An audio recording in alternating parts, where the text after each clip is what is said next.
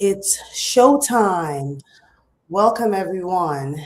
TGIF. Today is episode 3 of our immigration series for immigrants who are ready to get their green card in the USA and are serious about learning the tips and tricks that make your green card process easy.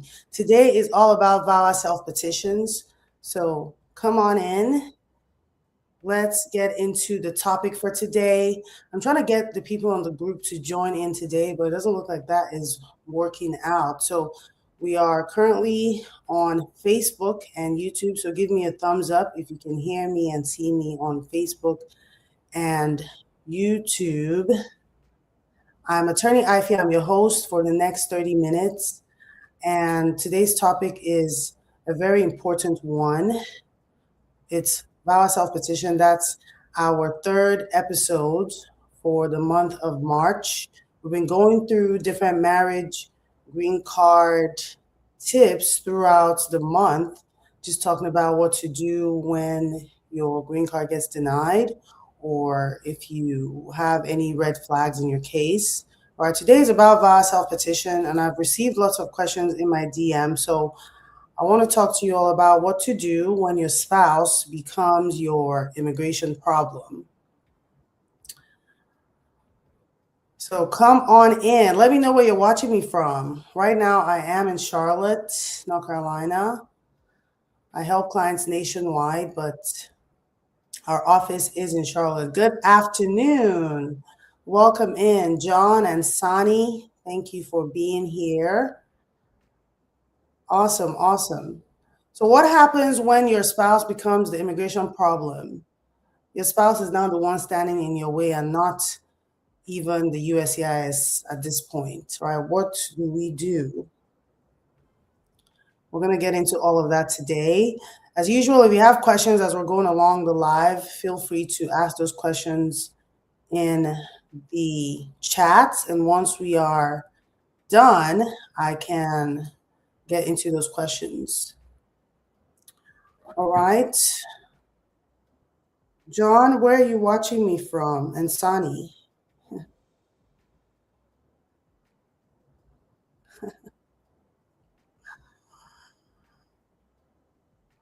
Where are you watching me from, guys? I love to know where my viewers are at because we help clients nationwide and I get to meet people from all around the world. So it's just always fun to know where you're at right now. Watching me.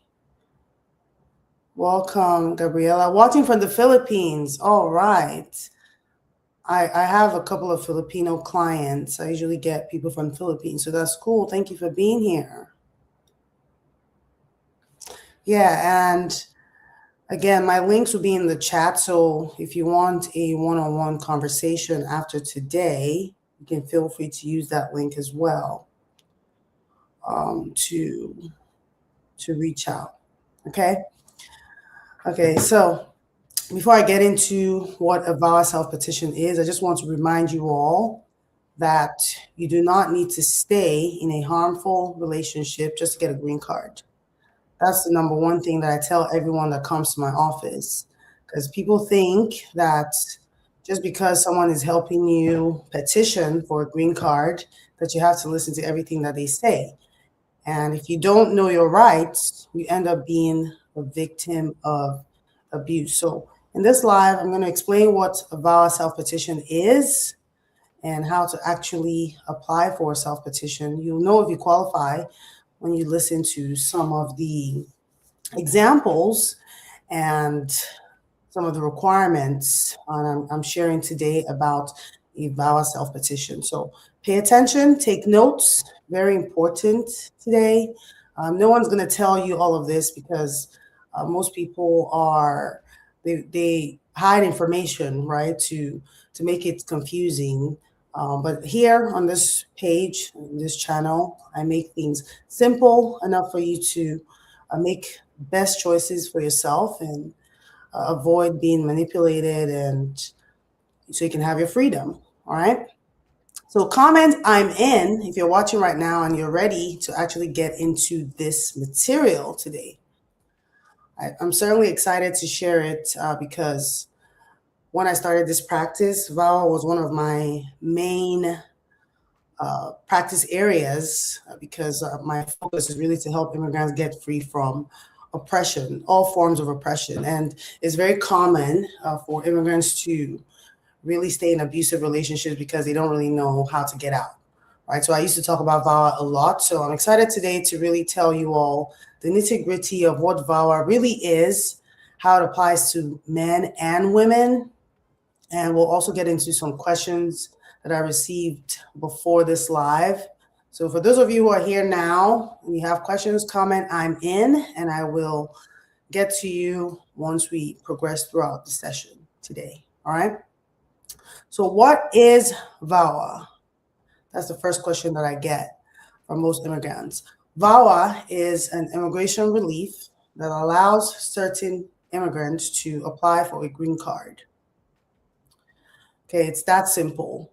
If you've ever been married to a citizen or you have a qualified family member, you could apply for a green card if you have experienced abuse from that qualified family member. So that's the simple definition of VAWA. Okay? And one of the biggest misconceptions about VAWA is that you need a police report to apply. I hope that after this live session, you will understand very much so that you do not need a police report, right? It's the biggest lie and biggest misconception because people always equate abuse to physical abuse and they really forget other forms of abuse.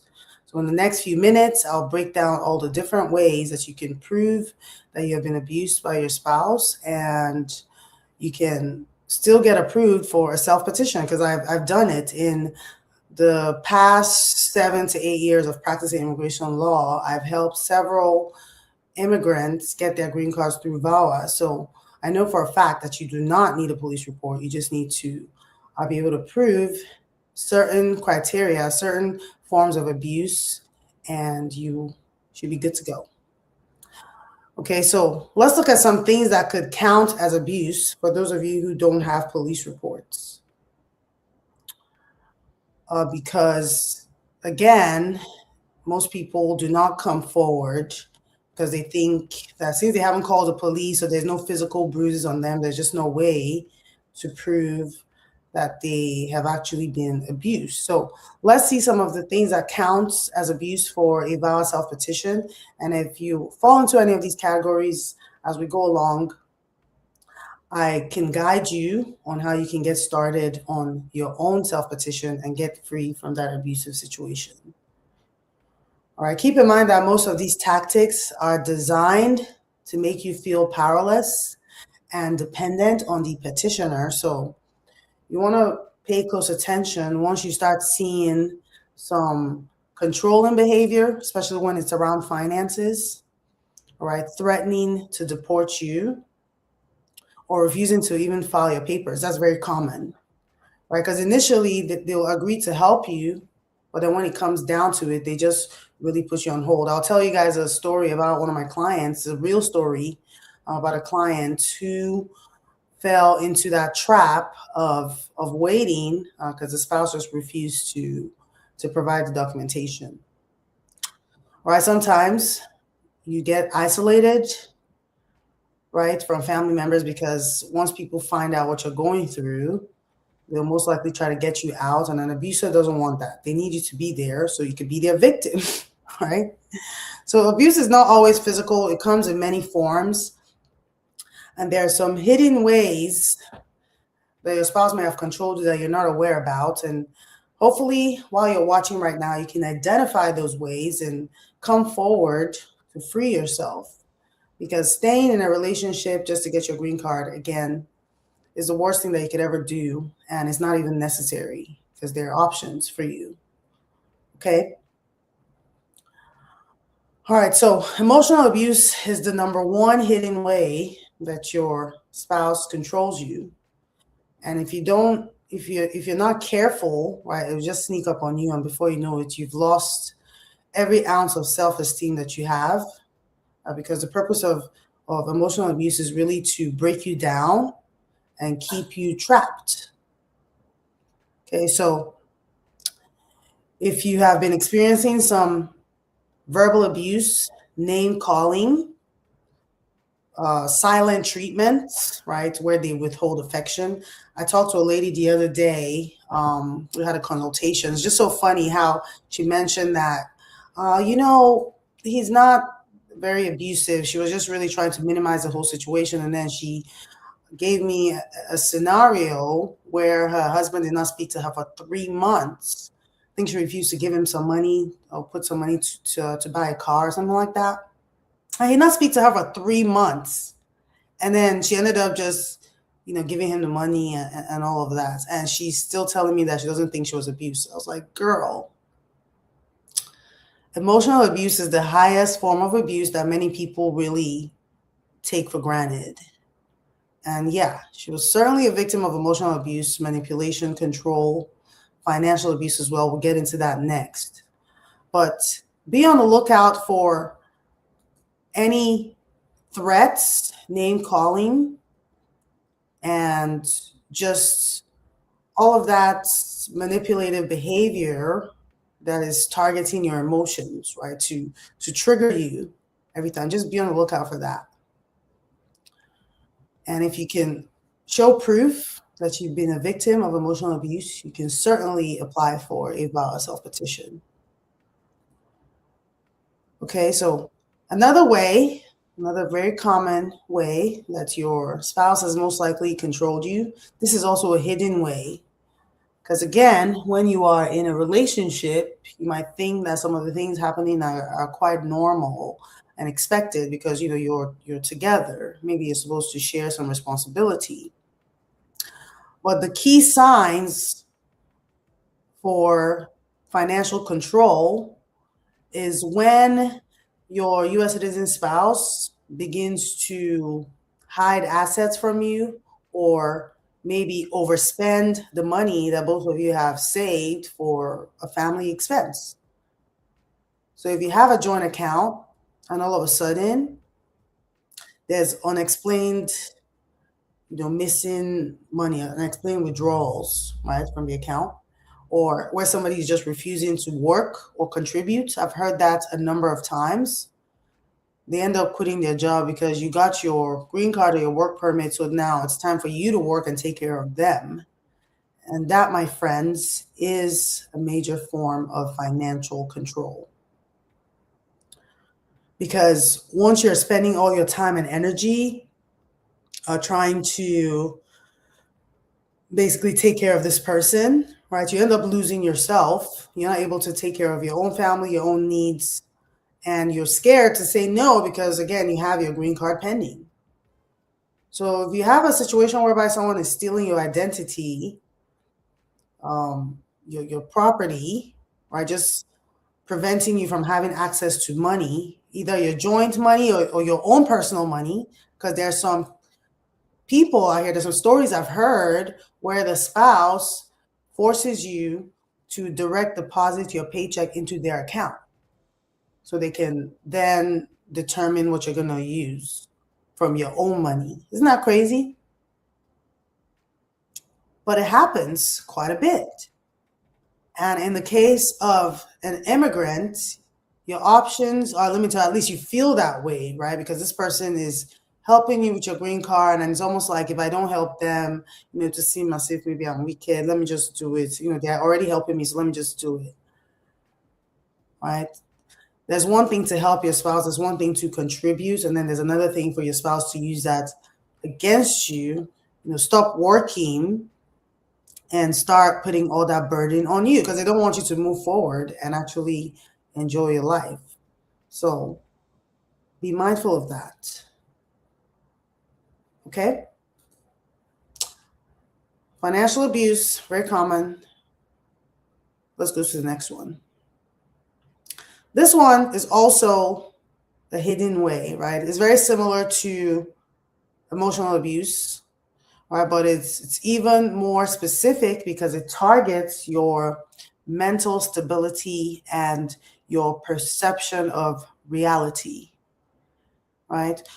Let's say emotional abuse is just a broader term for that type of abuse that's not tangible, while psychological abuse really has to do with isolation and mind games.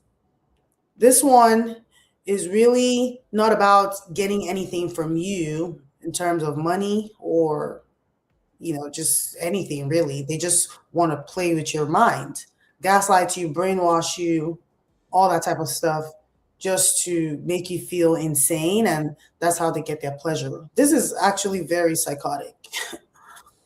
And unfortunately, it happens a lot in this dynamic. Some people seek out immigrants specifically because they're the best target. This is why there are rules against human trafficking, labor trafficking, and all of that, because somebody could pose as a good person wanting to be married and build a life with you, but their real intent is to traffic you or use your labor, right, to essentially just for free, right? Just use you, just wickedness. There's just no explanation. People are just mentally unstable and wicked. So they will target you. Sometimes if you have children, they'll target you and your children. I've had a client like that. She had 3 sons. Very unfortunate situation. And this man was maltreating all 4 of them in his house. He just needed minions, right? So don't make yourself a minion for an abuser. Okay, make sure that you know your options and you are free, and you can set yourself free from the shackles of mentally unstable people. If they need, I mean, they do need therapy, they do need help, but that's really not your problem. You need to just free yourself and focus on yourself first. And hopefully they can get the help that they need. But that's not your problem. As an immigrant who needs a green card, if you're experiencing this type of abuse at home, can reach out to me. I will help you understand the pathways that's available, especially if you haven't committed crimes and you have a clear record, because there is a requirement for checking your own background. We'll get into that towards the end of this live. But yeah, psychological abuse is one of the hidden ways that your spouse could control you and keep you from your freedom. Okay, the more obvious form of control, which is what many people imagine when I say VAWA, when they hear abuse, they imagine physical abuse. Because with physical abuse, people are putting hands on you, you have bruises. It's just obvious, right, that they are wicked. Because why would you even put your hands on somebody else, on another adult? Like, really? Emotional intelligence is key, guys. So physical abuse, more obvious because you might end up calling the police, right, so that you don't get killed. Many immigrants have gotten killed because of domestic violence, because of situations where they didn't end up leaving to get their freedom. So yeah, don't wait till it gets that bad. Before physical abuse starts, typically there will be some other form of abuse.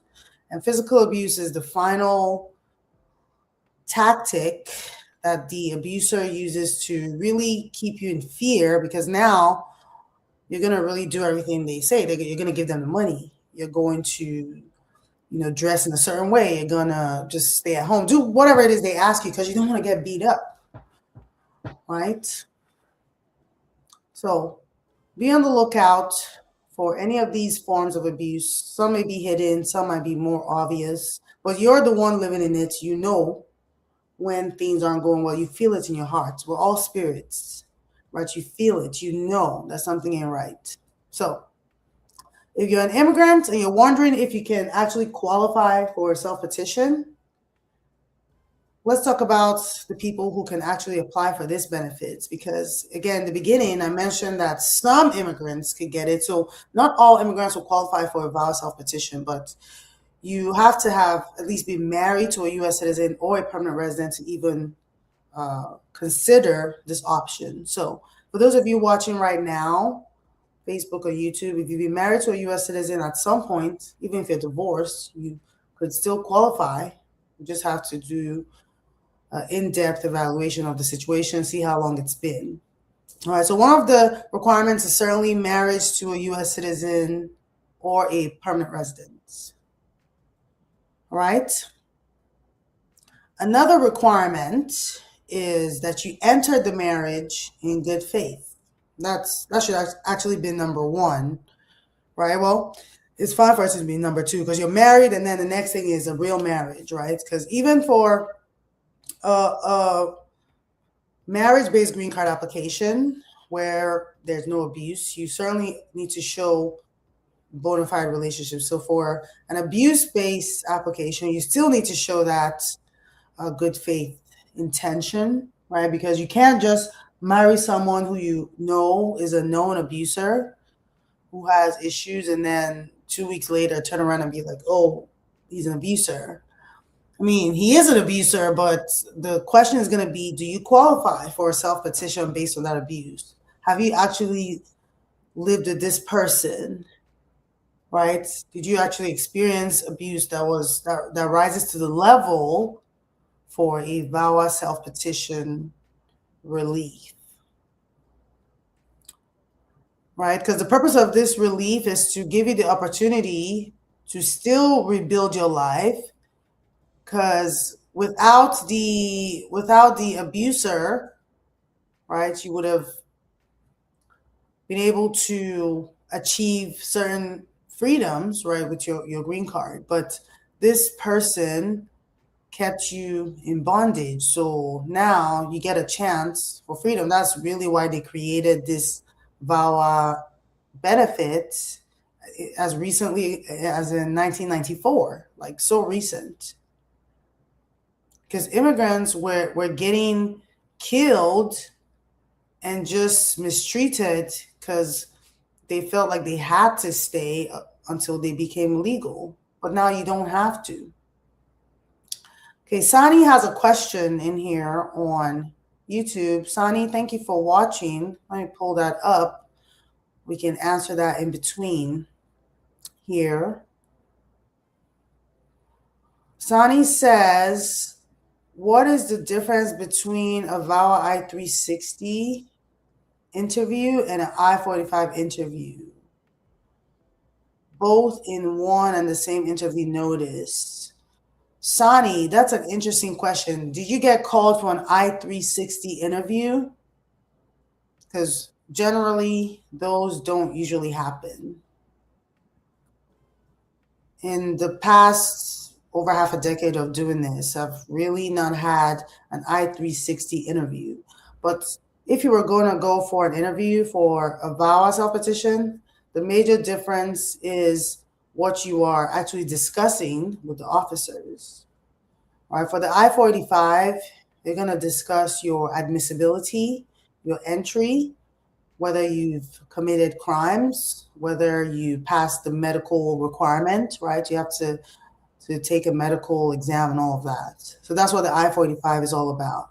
But if you get a VAWA I-360 interview, that's going to be about the self-petition, about your bona fide relationship, right? Discussing the abuse, right? But because the nature, VAWA is such a sensitive subject, right? It's such a protected class. It's just a sensitive area. We've never really had interviews where these officers who are not trained therapists or just not trained in trauma counseling, right? We've just never really had them do those interviews. So except there's something new they're doing in 2026. I'll be so interested to know. So Sani, reach out to me. Let's talk one-on-one. I want to see that interview notice. Because things are certainly changing in 2026, guys. All the rules and just the methods in which they're doing things now. I just went to a green card interview the other day, and they had the couple draw a picture of their bedroom.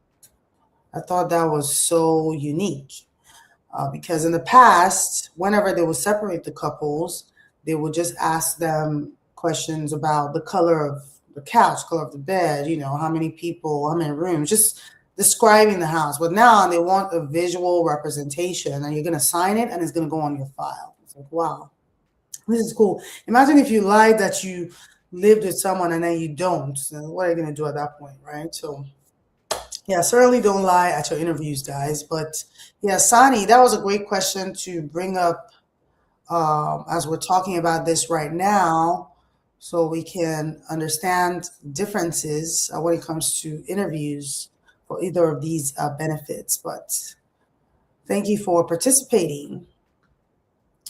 Okay. Yeah, I will certainly repost the live for those who are not watching right now. I believe it did not connect in the Facebook group, and that's fine because we'll just share it there. I'm not sure. Sometimes the connection just acts up, but appreciate all of you who are here right now. Thank you for being here, and my team as well. Thank you for helping me put together the material and everything for us today. So let's talk about another subject, something that I've been kind of discussing throughout this live: why immigrants stay. Right? Because it's always a big question when you see someone clearly getting abused and you're wondering, why are they still in that relationship? Why don't they just leave? And I've spoken about it throughout this live. The major reason why immigrants stay is because of fear. My people suffer for lack of knowledge. So without knowledge, you're going to live in fear. And so since they believe that their spouse controls their paperwork and they don't have any rights, they just end up staying and become miserable. You lose yourself, lose your purpose, just gain weight, breakouts. I saw a lady, I'll never forget this case. I hope she's doing okay right now, this lady I'm talking about, because she ended up, just ghosting. Like I just never heard from her again because she came to me for a self-petition case. We had a consultation. I saw her documents. I was really shocked because before she married her husband, she was a light-skinned, yellow purple, fine girl like this. Like, what? And I was shocked because I only saw those pictures after the consultation, right? But during the consultation, she was a completely different person that was speaking to me. Then I saw her photos and evidence, and I was like, wow, this man did a couple of numbers on you, didn't he? And so why are you still there? Right? It's because of these things. Fear, control. After the abuse has happened, sometimes even when they release you self, you won't even want to go. I'm sure you guys have heard of this syndrome. What is it? Where people love to stay with their kidnappers. What's it called again? Someone type it in the comments if you remember. Where you just don't want to do anything to, you're just too scared for your life. Stockholm's, yes. Thank you, John. It's Stockholm's syndrome, where people are not able to release themselves from their captors. Now you're like just doing anything within they say. It is a survival response. So I get it. That's the main reason why people end up staying in abusive relationships. They just don't see any way out. But I'm here to tell you that you have a way out. Okay, you don't need to continue in that trajectory just because you've invested all this time or perhaps even money. Because to apply, let's just say you're at a stage where you applied, you already put in a lot of effort in that, and now your spouse is beginning to show all those signs of emotional abuse, just control and all of that, and you don't want to lose all that investment. You don't have to if you handle this strategically. Okay. Here's a case example for you all. a real client of mine. And I chose this picture specifically because every single time that I spoke to this man, he broke down in tears, like no joke. This was a 6'4" tall black man, seems physically strong, right? But the thing about emotional abuse, psychological abuse, is that no one is above that kind of abuse. We all have a psyche, and it's easy for someone to take advantage of that, and before you know it, 14 years will pass. That's what happened with this man here. He came to me in 2021. I'll never forget. He had lived in this country for all these years, and his spouse continued to tell him, just wait, I'll file. Her excuse was that she didn't want him to leave out, go meet somebody else or something like that. Some silly excuse. Very controlling.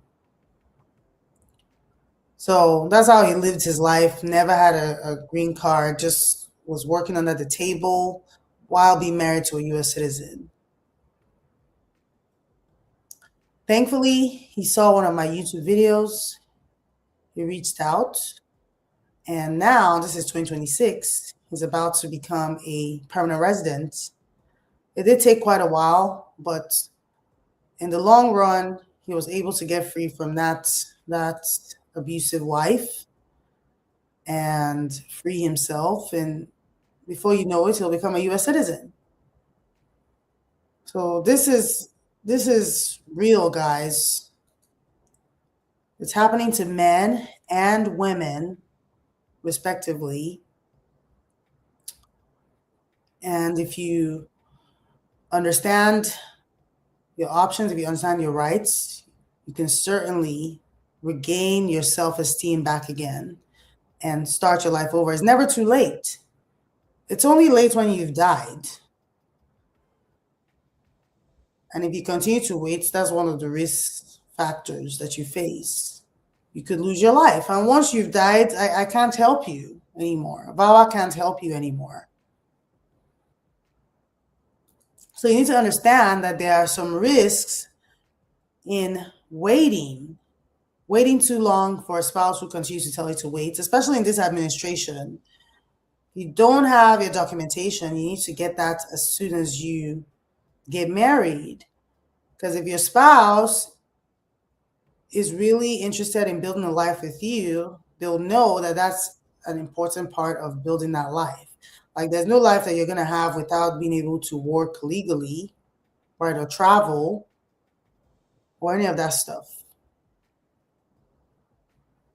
So if you're waiting for your spouse to change, you could lose the options of ever filing, because time is of the essence when it comes to qualifying for a VAWA self-petition. If you're already divorced, you need to apply within 2 years of that divorce. If you're still married, like the man I told you of earlier, you could go years without your status. Working under the table puts you at risk of labor trafficking, because people can take advantage of you because you don't have your green card. Okay, so there's increased risk of harm, financial harm, emotional harm, because your stress, anxiety, ICE is coming, your employer is yelling at you. People are just treating you anyhow, because you don't have papers. That's the risk of waiting. So avoid all of that by filing a self-petition if you qualify. And if you don't know what kind of evidence that you need, I'm going to show you in the next few minutes what kind of evidence that you can use to apply once you qualify.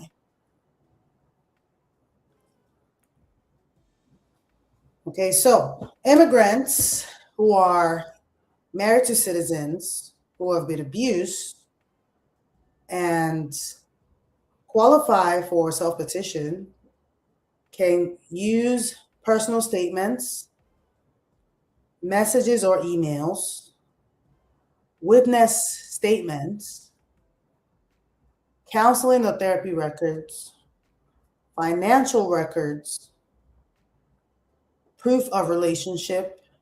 They can use all this evidence to file their self-petition. So if you're watching, you can take a screenshot right now. You can do that. Save this information for later. But don't try to file by yourself because VAWA is complex.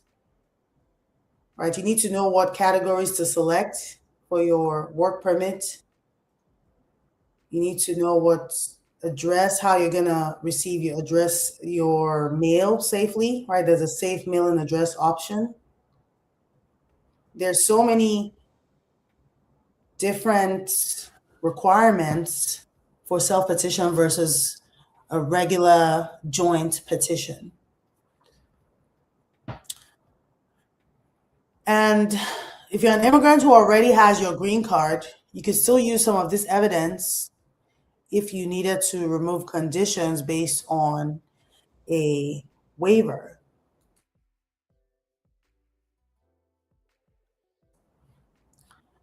So an abuse waiver is a lot different from a VAWA self-petition because you already have a green card, right? But the underlying basis for that kind of application is abuse. So you need to show bona fide relationship, proof of abuse, and other evidence that will show that you're actually seeking some type of recovery or rehabilitation because of all the harm that you experienced.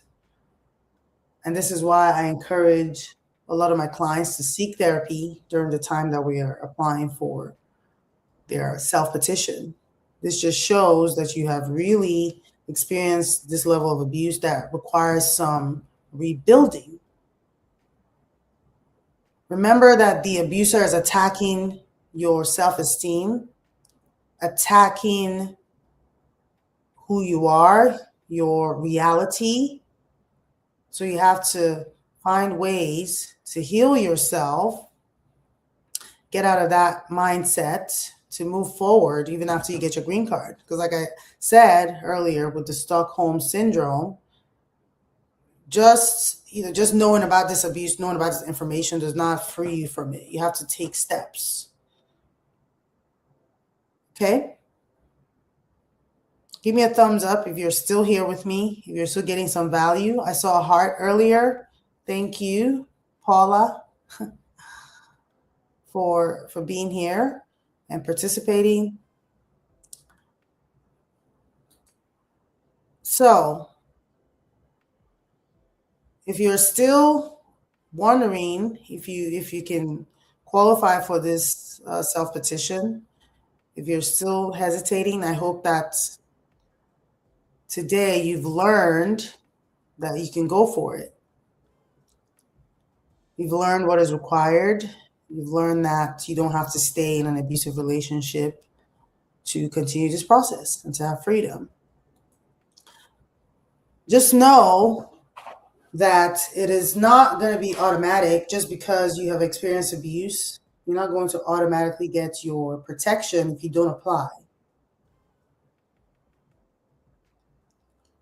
The burden is on you to prove that the marriage was real, and the burden is also on you to prove that you experienced abuse. Some people, unfortunately, are very broken down because of the abuse and really don't even want to recall the incident, and they just don't want to talk about it. And while I understand how painful it can be to really address some of these things, if you are really serious about staying in the US, avoiding removal proceedings, sometimes this might be your only option. Unless you remarry another US citizen or permanent resident, that's when you can focus on a different option, because at that point, you no longer qualify for self-petition based on this marriage. So that's important for you to know.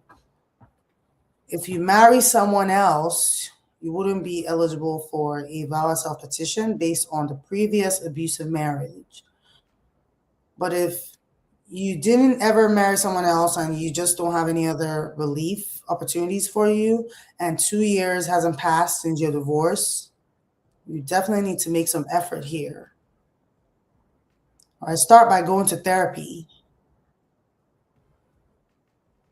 And if you need a recommendation, I have some therapists in the area that I recommend to my clients who can help you not only to prepare your VAWA case, but to help you heal and rebuild your life. That's really the main focus here.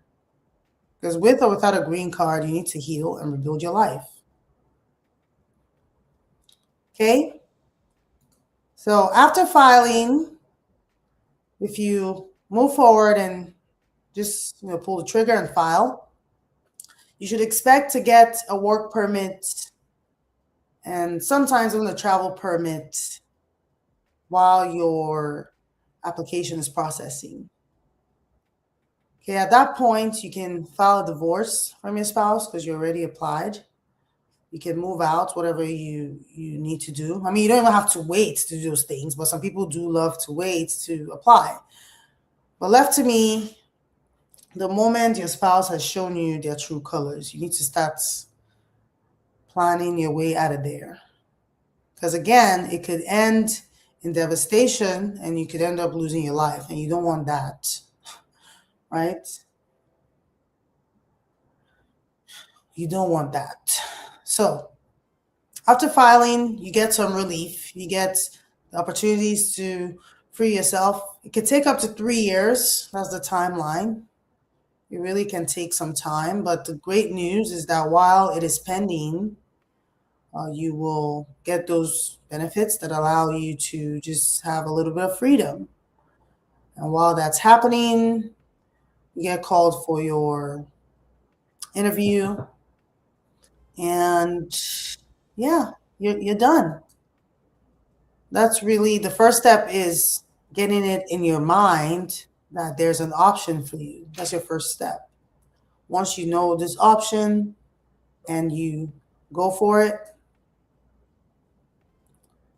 you are free, basically. Okay? So you are not stuck, you're free. There's always options if your spouse is refusing to cooperate and threatening you and just being controlling. You're free. Thank you to those of you who are still here. John, thank you. Gabby, thank you.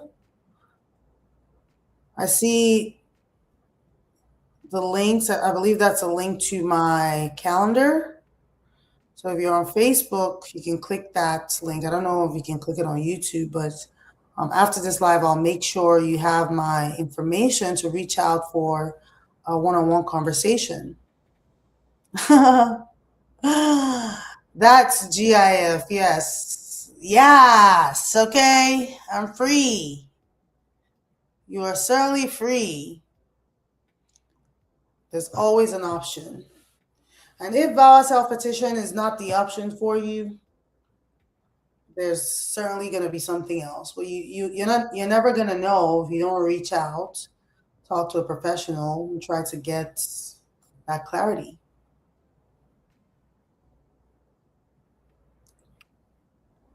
Okay, so this is the end of our episode 3.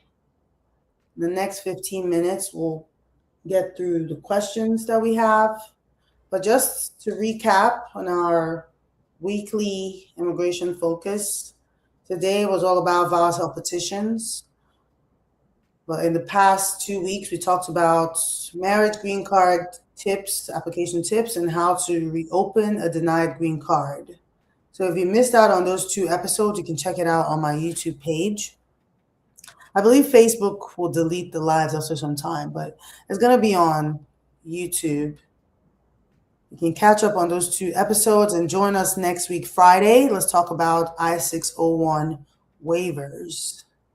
That's going to be heavy as well, because waivers are extremely discretionary and you really have to show a lot of hardship to qualify for that. Thankfully, in my day, I've seen a couple of approvals with I-601, so I can share with you all my experience with that.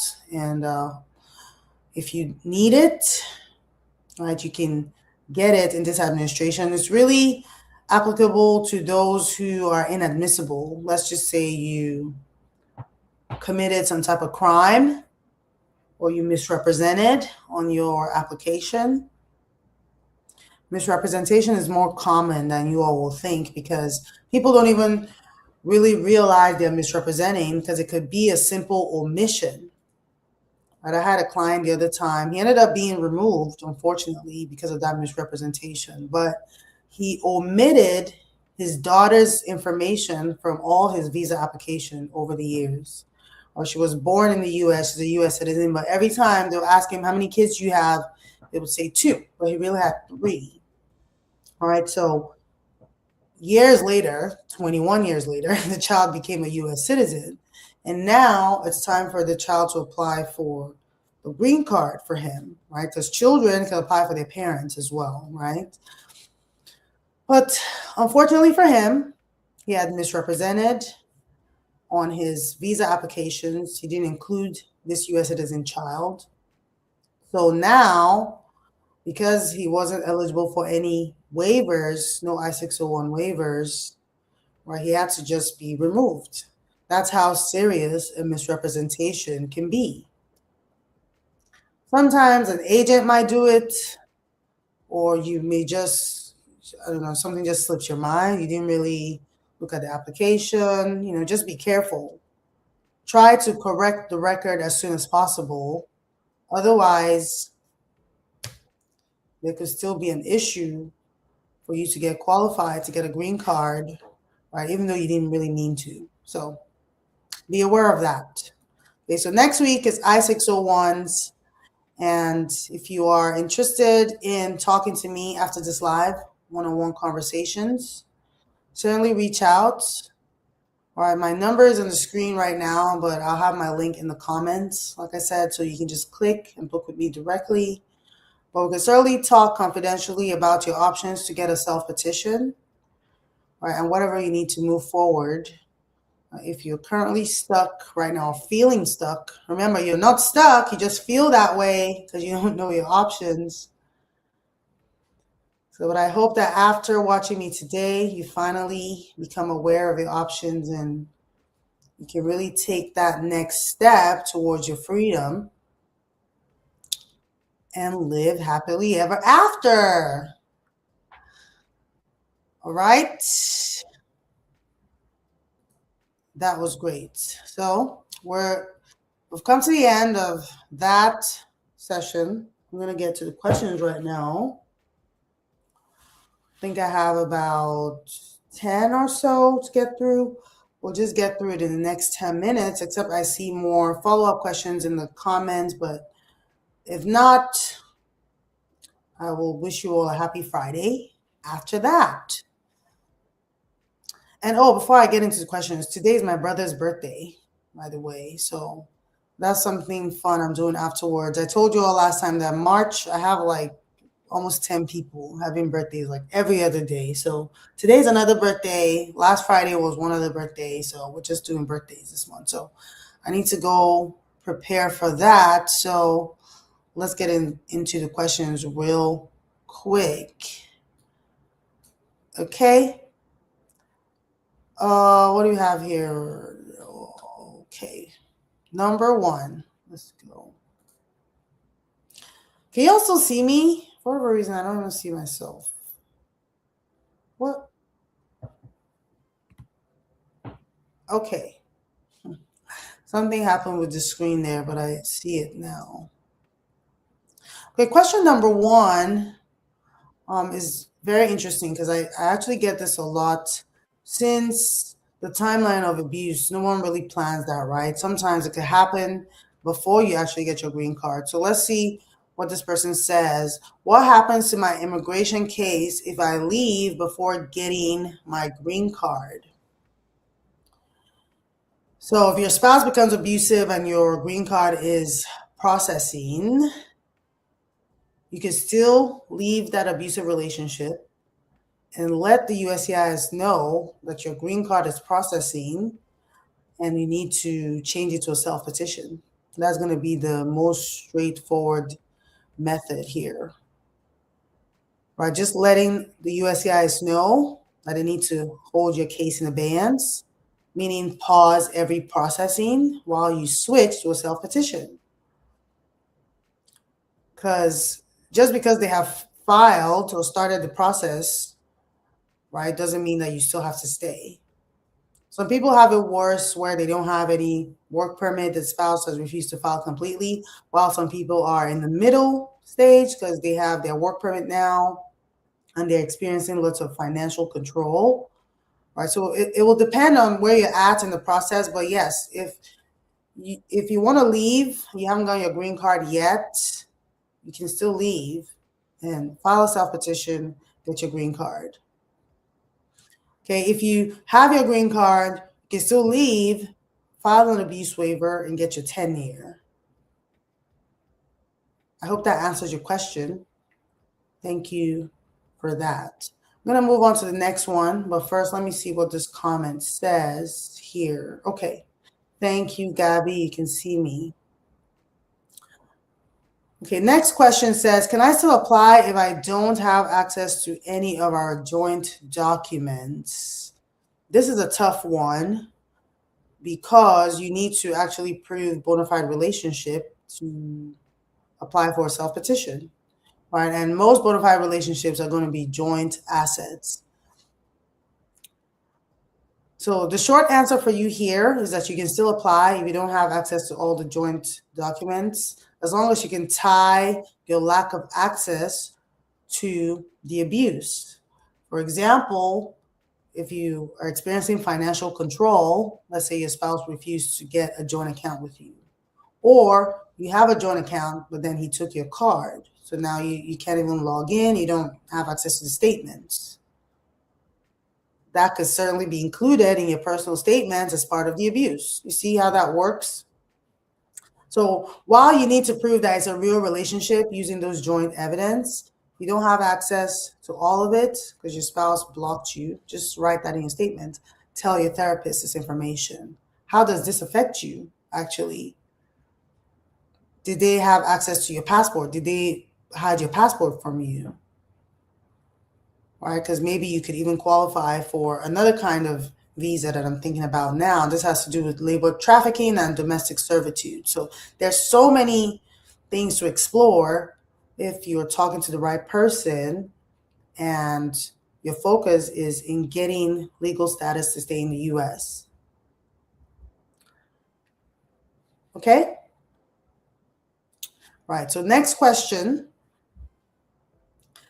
My spouse threatens to report me to immigration. Can they actually get me deported? No. That's a funny question that I get all the time as well, because of the fear in your mind, right? People just imagine that the US citizen is so powerful and they can do all these things. But I always tell them, listen, your citizen spouse does not work for the government and the government doesn't even really care like that. So they can't just call the White House and be like, hey, come on, deport my wife. And they'd be like, okay, like, where did you do that at? So they can't get you deported. It's all part of the threats. It's all part of the emotional control to get you to stay and believe their lies. Okay, so reach out to a lawyer, call the police if you need to, because you have rights, right? It may not feel like that because you're an immigrant, but you do have rights. Okay, next question. I am in removal proceedings. Can I still file VAWA?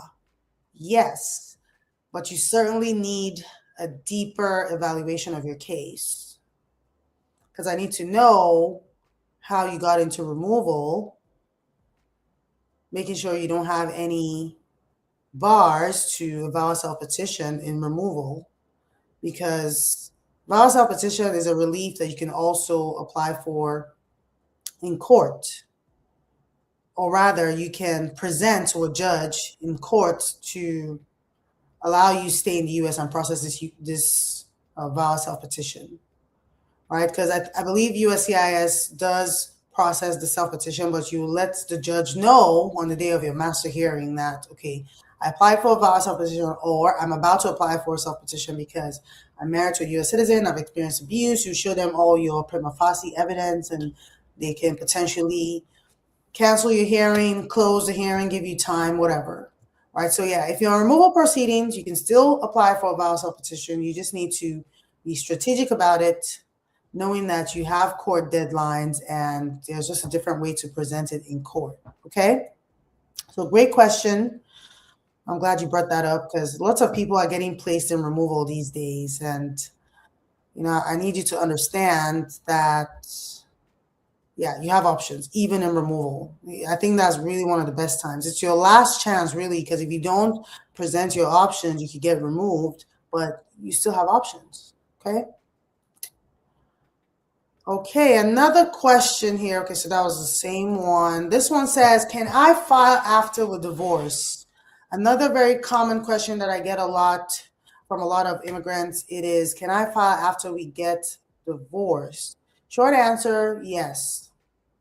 You can file a VAWA self-petition even after divorce, especially if you have not been divorced for more than 2 years. That's the only restriction there.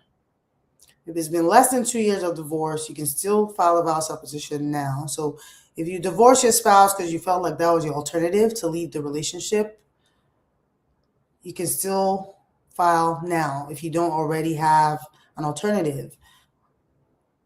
Like I mentioned earlier, if you get married to someone else, you won't be able to file a self-petition based on the old marriage. Just file based on the new marriage if the new spouse is a citizen or resident.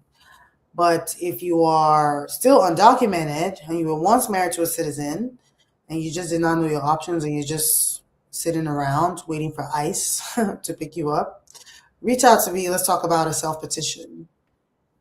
All right, based on everything I shared today, and if you're just joining now, you can rewind it to the beginning to hear about all the different ways, the hidden ways that you've been getting abused and didn't even know it.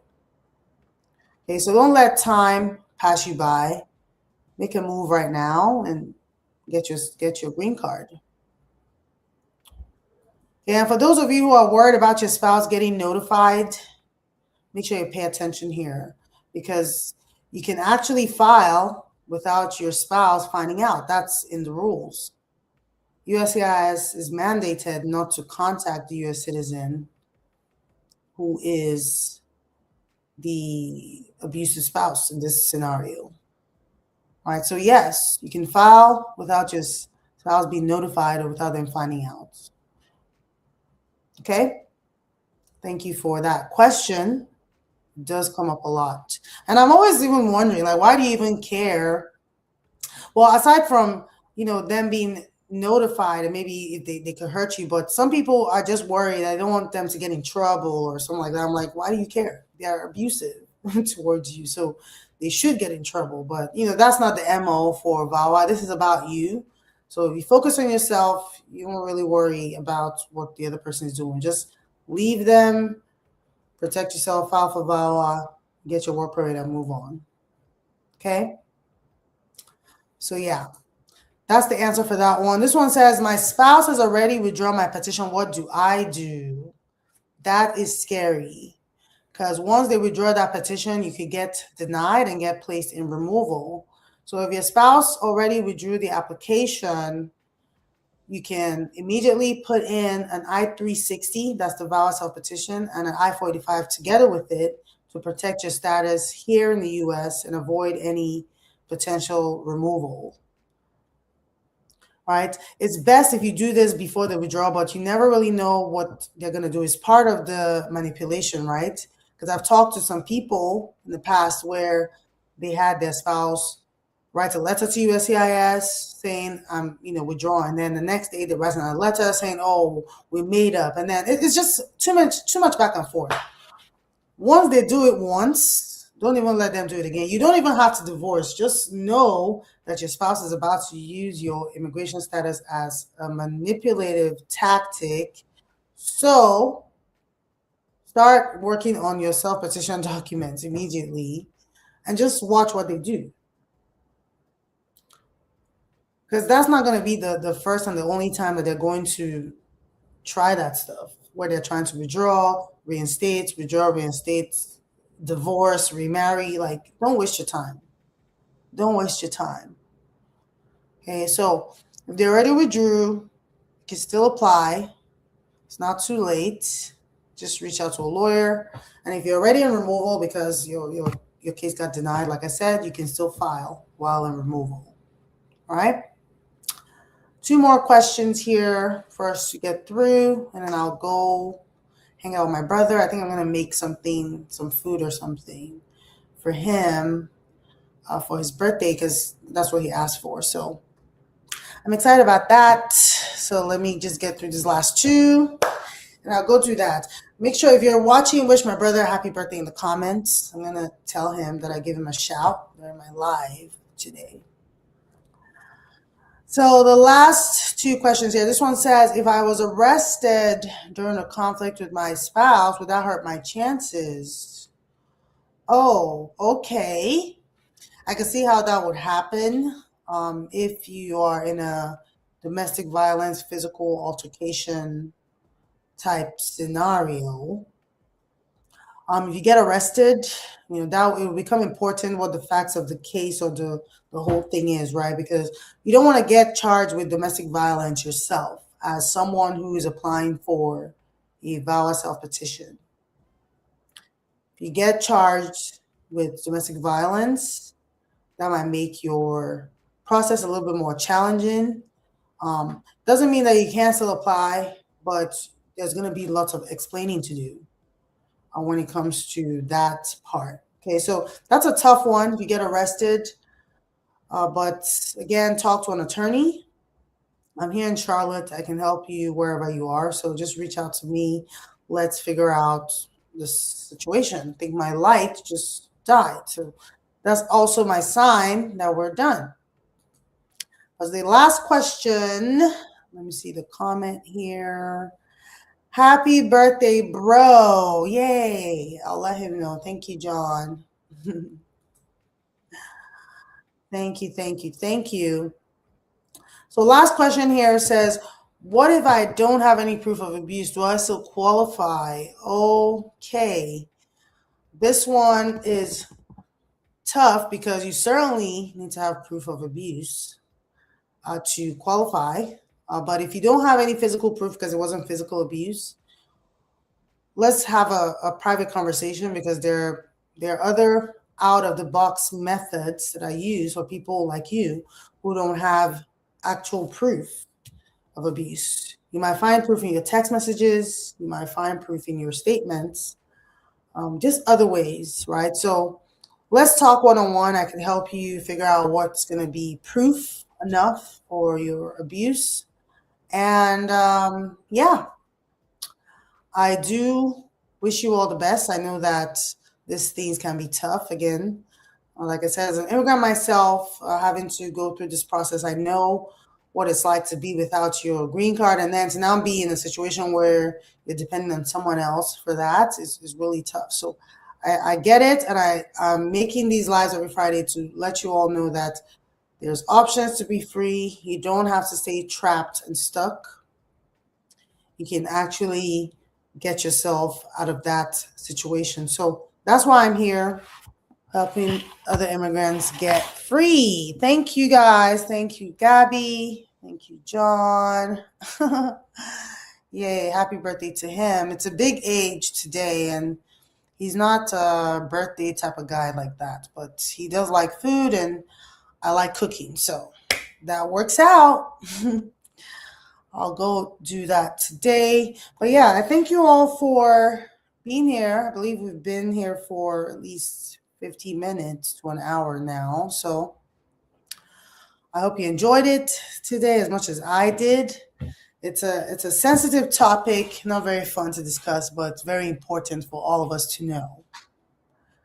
Okay, so reach out again for more conversations about this. And if you're ready to get started, I'm ready to help. Alrighty. Happy Friday, guys. TGIF. Let Let me see what's going on here. The messages, making sure I'm not missing any. Oh, God. Making sure I'm not missing any messages from you guys. But, okay, I think that's it for now. Thank you again. And I'll see you next Friday. Bye. Oh, wait, let me do this before I go.